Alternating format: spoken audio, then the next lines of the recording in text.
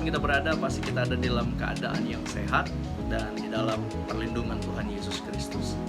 Saya Glenn Giramenda akan memberi ataupun berbagi renungan singkat yang terambil di dalam Ayub pasal 23 ayat yang ke-10. Karena ia tahu jalan hidupku, seandainya ia menguji aku akan timbul seperti emas. Karena Tuhan tahu jalan hidup Ayub, maka ketika Tuhan seolah-olah menguji hidup Ayub, maka Ayub percaya bahwa dia akan timbul seperti emas. Yang menjadi pertanyaannya adalah, kenapa segitu pedenya Ayub bahwa lewat ujian yang dia hadapi, dia akan mengalami sebuah kemenangan, di mana dia akan timbul seperti emas yang murni.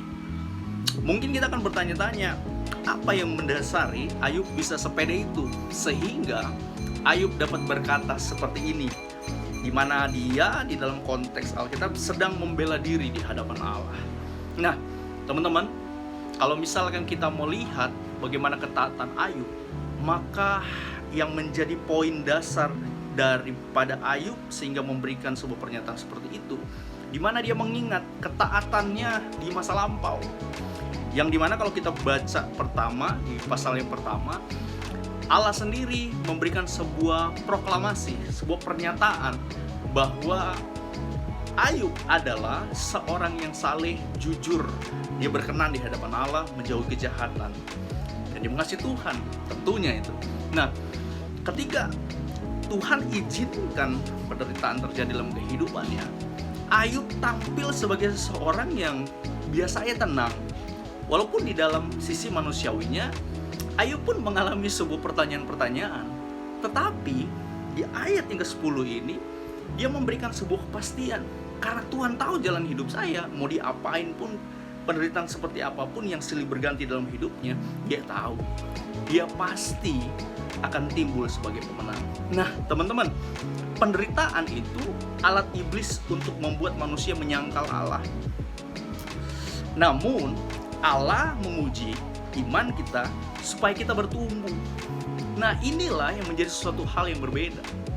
Ketika penderitaan datang dalam kehidupan kita, seperti halnya kita sedang ada di dalam pandemi COVID-19 ini, kita pasti akan mengalami sebuah pertumbuhan atau kematian.